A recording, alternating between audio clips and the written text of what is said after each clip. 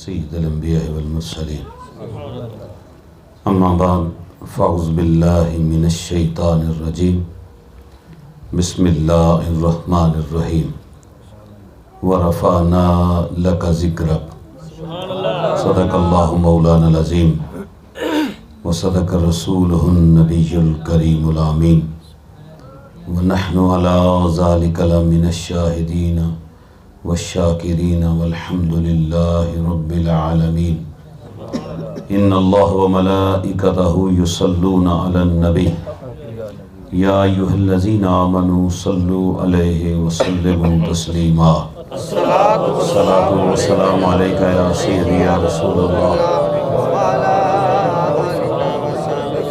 الصلاۃ والسلام علیک یا امام الانبیاء والمرسلین وعلی آلک وصحابک یا خاتم النبیین۔ واجب الاحترام سامعین ذی وقار، میرے بزرگوں، دوستوں، بھائیوں، عزیز ساتھیوں، بحمد اللہ تعالی اس وقت ہم سب ایک بابرکت محفل کے اندر شریک ہیں۔ آج کی یہ محفل پاک محترم جناب ریاض صاحب کے گھر پر انعقاد پذیر ہے۔ اللہ تعالیٰ اس محفل پاک کے فیوز و برکات سے اہل خانہ کو مالا مال فرمائے۔ آمین۔ بھائی ریاض صاحب بڑے ریگولر سامعین میں سے ہیں، ہر محفل کے اندر بڑی باقاعدگی کے ساتھ شرکت فرماتے ہیں۔ لوگ محفل کو دیکھ کر محفل کس کی ہے جی، ویسے تو سرکار کی محفل ہے، لیکن لوگ کہتے ہیں وہ کس کے گھر میں ہے، بڑا دیکھ سن کے آج کل لوگ جاتے ہیں۔ لیکن بھائی ریاض صاحب ماشاءاللہ ہر محفل کے اندر ماشاءاللہ میں نے انہیں صفحے اول کے اندر دیکھا ہے، یہ ان کی خوبی ہے۔ اللہ ان کو سلامت رکھے اور اس محفل کے فیوز و برکات سے انہیں مال و مال فرمائے۔ آمین آمین۔ میں تو اور اس سے زیادہ بات نہیں ہو سکتی اگر تھوڑی سی آپ غور و فکر کریں کہ بندے میں جب تک میں نہیں نہ مرتی اس وقت بندہ ہی نہیں بن سکتا۔ اور اگر اتنی محفلیں کرنے کے بعد بھی ہمارے اندر اسی طرح اکڑ ہو اور حسد ہو، بغض ہو، تو پھر اس کا مطلب ہے کہ محفلوں سے ہم نے کوئی فیض حاصل نہیں کیا۔ محفل کے فیضان کو وہی لوگ پا سکتے ہیں جو اپنے دل کو منور کرنے کے لیے اپنا کاسہ خالی رکھتے ہیں۔ کدورت سے خالی ہوتا ہے ان کا کاسہ، نفرت سے، حسد سے، بغض سے، طعنہ اور تشویح سے اور ہر قسم کی تکبر سے وہ اپنے کاسے کو خالی رکھتے ہیں۔ تو جو ان غلاظتوں سے خالی ہوتا ہے، اللہ کے نبی کا نور ضرور اس کاسے کے اندر جا کر اسے سیراب کرتا ہے اور فیض یاب کرتا ہے۔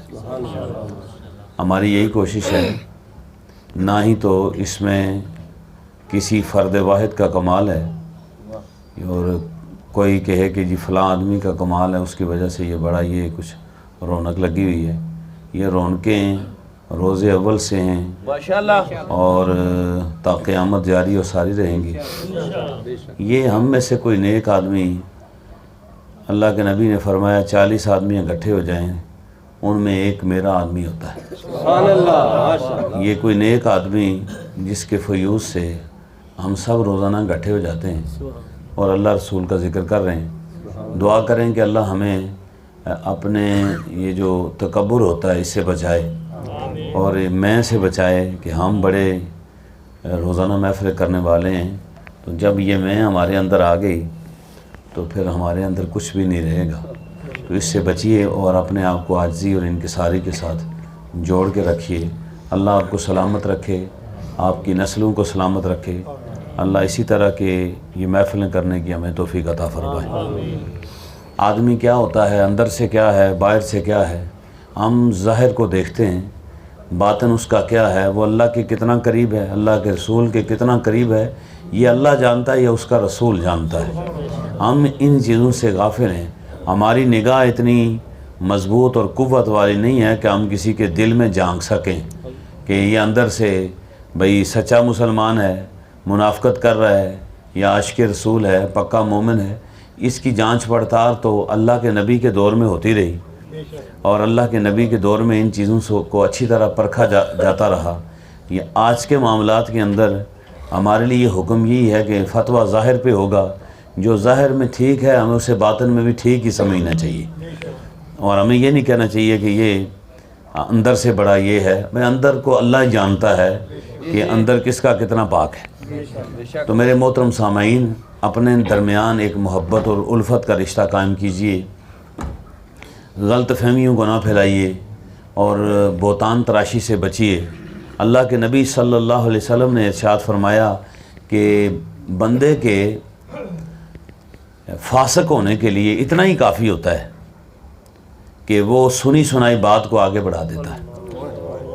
ہمارے یہاں معاشرے کے اندر یہ ہوتا ہے کہ کسی نے بات کہیں سے سنی، اس نے پھر فوری طور پر بغیر تصدیق کے، بغیر تحقیق کے اس بات کو آگے پھیلانا شروع کر دیا، کسی کے بیٹے کے متعلق، کسی کی بیٹی کے متعلق، کسی کے ماں کے متعلق، کسی شخصیت کے متعلق، اس کو داغدار کرنے میں ہم سارے شریک ہو جاتے ہیں، اور ہمیں حقیقت کا پتہ نہیں ہوتا۔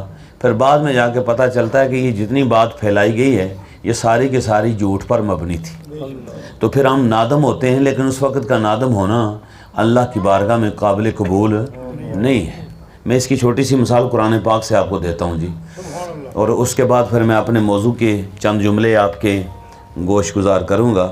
جناب سیدہ طیبہ طاہرہ سیدہ عائشہ صدیقہ رضی اللہ تعالی عنہا پر منافقین نے الزام لگایا، تہمت لگائی۔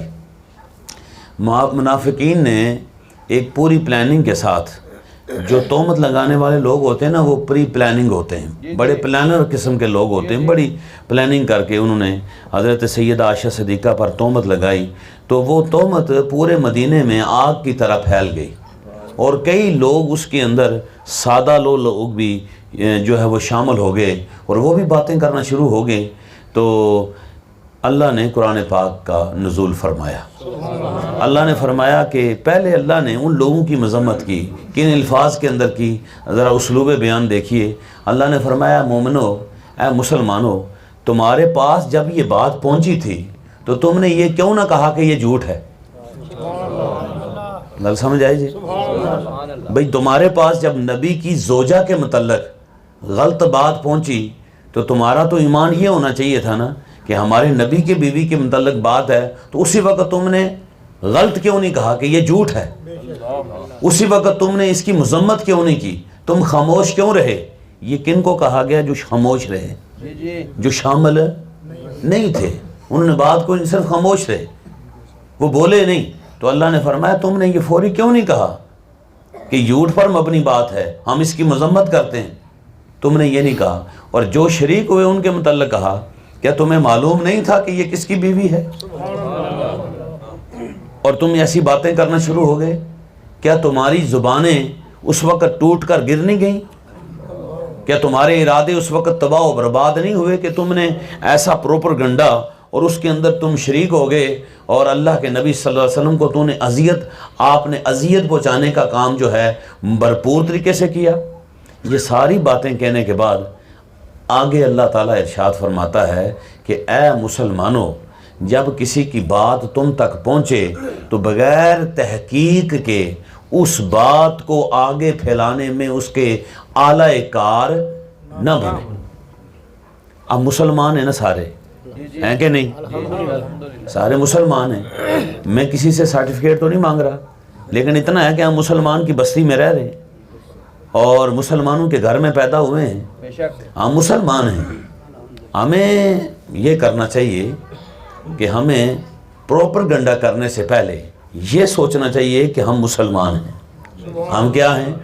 میں ایک جنرل بات کرتا ہوں اور ہر روز بات کرتا ہوں میں، کسی نہ کسی موضوع پر بات کرتا ہوں جو ہمارے معاشرے کے اندر ناسور بن چکے ہیں، جن کو لوگ گناہ سمجھتے ہی نہیں۔ پنجابی میں اس کو کہتے ہیں گلا، گلا کہتے ہیں، غیبت۔ مسجد کے اندر بیٹھ کے بھی لوگ گلا کرتے ہیں۔ تاش کے اڈے پہ تو ہوتا ہی ہے، دکان پہ تو ہوتا ہی ہے، لوگ مسجد کے اندر بیٹھ کر بھی کیا کرتے ہیں جی؟ فرق کتنا ہے تاش دے اڈے والے اندر مسجد کا؟ پتہ ہے فرق کتنا ہے؟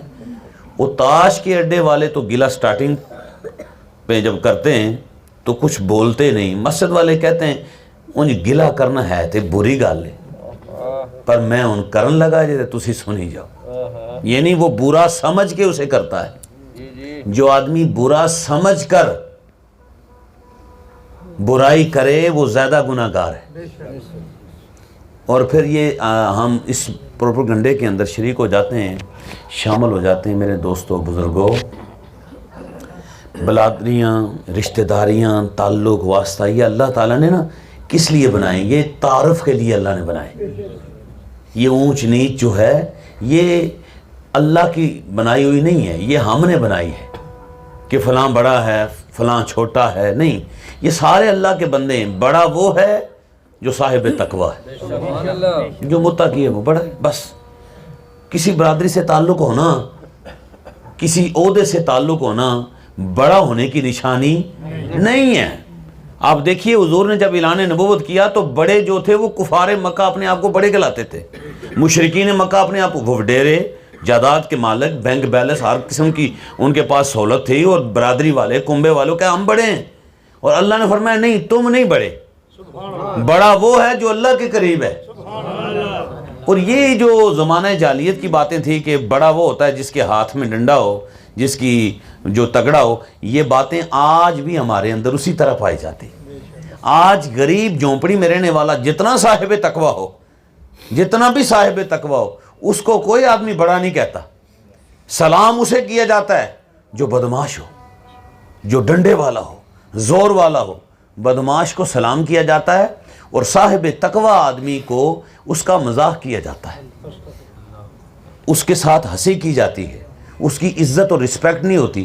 خود برادری والے، اپنے قبیلے والے، اپنے رشتہ دار یہ کہتے ہیں اس کو کچھ نہیں پتا دنیا داری کا، اس سے کیا پوچھنا ہے، اس سے کچھ بھی نہیں پتا۔ اور چاپلوس اور چرب زبان جو آدمی ہوتا ہے اس کی رسپیکٹ کی جاتی ہے، جو ہر کسی کے ساتھ اسی کا ہوتا ہے، ہر کسی کے ساتھ اسی کا ہوتا ہے، ایک دوسرے کی بدخوئی کرتا ہے۔ اب کچھ لوگوں کا ایک مشغلہ ہوتا ہے، وہ کام کاج سے فارغ بھی ہوں نا تو بیٹھ کے سوچتے رہتے ہیں کہ وہ فلاں گھر میں انہوں نے گھر میں کام کروایا، پیسے کہاں سے لائے ہیں؟ فلاں آدمی نے شادی کروائی تھی بچے کی، وہ اتنا انہوں نے پیسہ کہاں سے آیا ہے؟ وہ فلاں آدمی نے موٹر سائیکل لیا ہے، فلاں آدمی نے گاڑی لی ہے، وہ اس نے اتنی زمین، وہ کہاں سے پیسے ہیں؟ حالانکہ یہ ان کی ڈیوٹی نہ اللہ نے لگائی ہے، نہ وقت کی حکومت نے لگائی ہے گل کہ نہیں؟ کسی نے ڈیوٹی لگائی ہے کہ تم یہ تجسس کرو؟ ان کو ایک اندر سے شیطان نے ایک چسکا دیا ہے، بیٹھ کے وہ سوچتے رہتے ہیں۔ اب یہ سوچ کیا ہے؟ اس کو قرآن پاک سورہ حجرات کے اندر بیان کرتا ہے۔ اللہ نے ارشاد فرمایا وَلَا تَجَسَّسُوا وَلَا يَغْتَبْ بَعْضُكُمْ بَعْضًا أَن يُحِبُّ أَحَدُكُمْ أَن يَأْكُلَ لَحْمَ أَخِيهِ مَيْتًا فَكَرِهْتُمُوهُ۔ فرمایا کہ یہ جو تجسس تم کرتے ہو نا کہ کہاں سے لے کے آیا ہے، کیا کرتا ہے، کیا کرتا ہوگا، پتہ نہیں کیا کرتا ہے، یہ جملے جو بولتے ہو کسی کے لیے، اس کو قرآن کہتا ہے تجسس۔ اس کے متعلق فرمایا یہ جو تجسس کرنے والا آدمی ہوتا ہے نا، یہ ایسا ہے کہ تاکل لحم اخیہ میتن، یہ اپنے مردہ بھائی کا گوشت کھاتا ہے۔ یہ اپنے، یہ میں حدیث نہیں بیان کر رہا، میں قرآن بیان کر رہا ہوں۔ موقع ملا تو سورہ حجرات کھول کے ذرا ترجمہ پڑھیے گا۔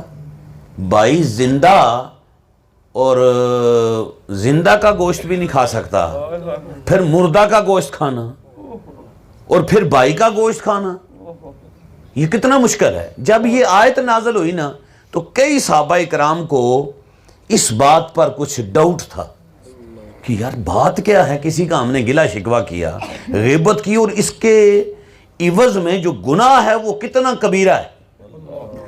تو پھر کیا ہوا؟ رحمت دو جہاں صلی اللہ علیہ وسلم تشریف فرما تھے تو ایک آدمی آیا، ہاں پیٹ میں درد ہے جی. کیا ہے پیٹ میں؟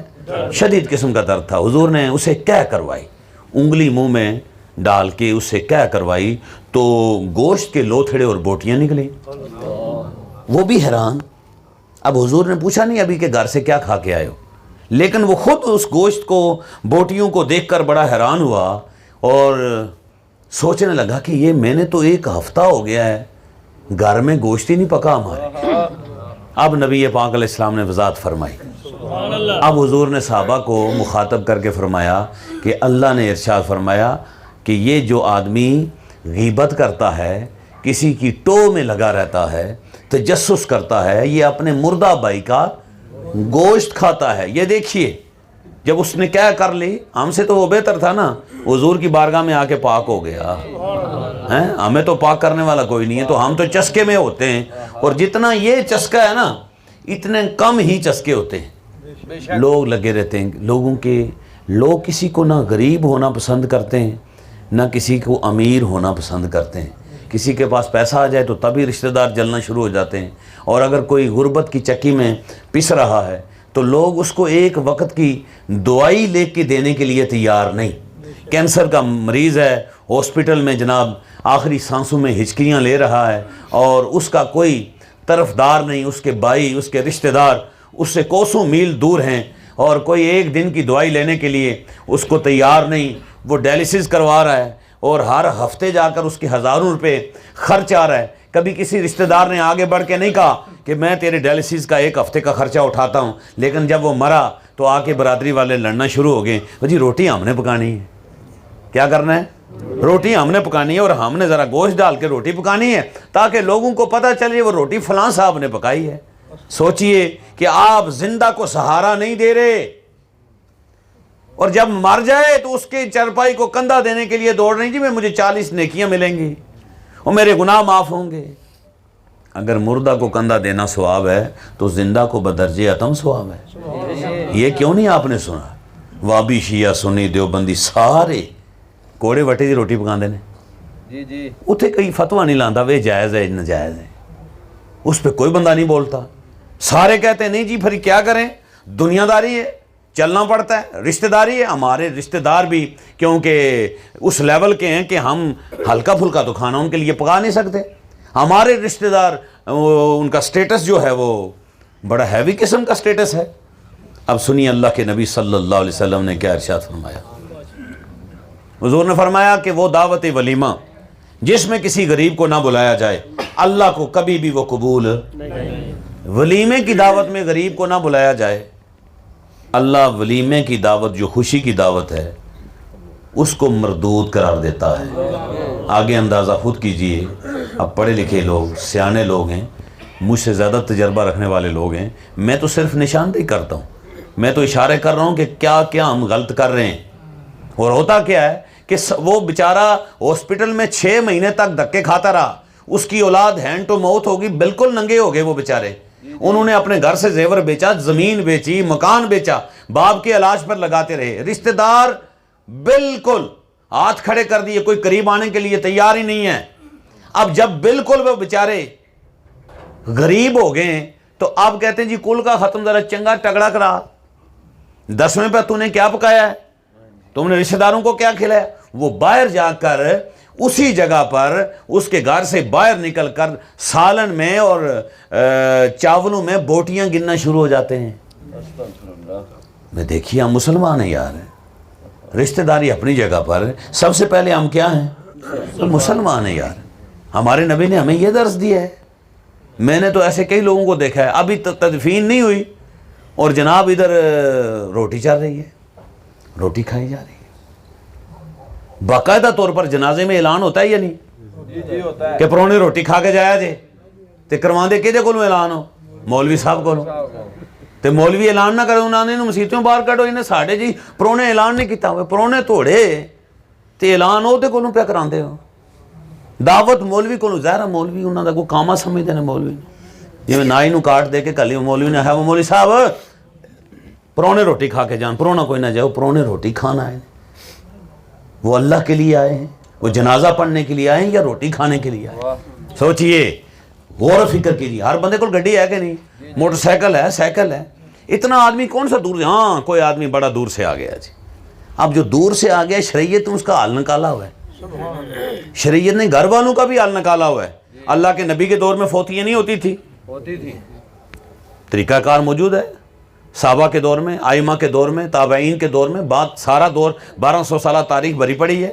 میں 200 سالہ تاریخ کی بات نہیں کرتا جس میں ہم ہندوستان پاکستان کے اندر جب ہم جکڑے گئے ہیں تو آج تک مسلمان ضرور ہم ہو گئے پر رواج سارے ہندوانہ ہمارے اندر ہے.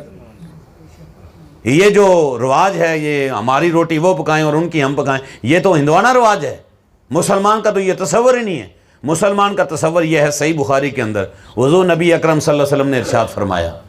میں افسوس اس واسطے کرنا نا، مجھے افسوس پتہ کیوں آتا ہے کہ ہم یار سارے مل کر جو غلطی ہے اس کی نشاندہی کیوں نہیں کرتے.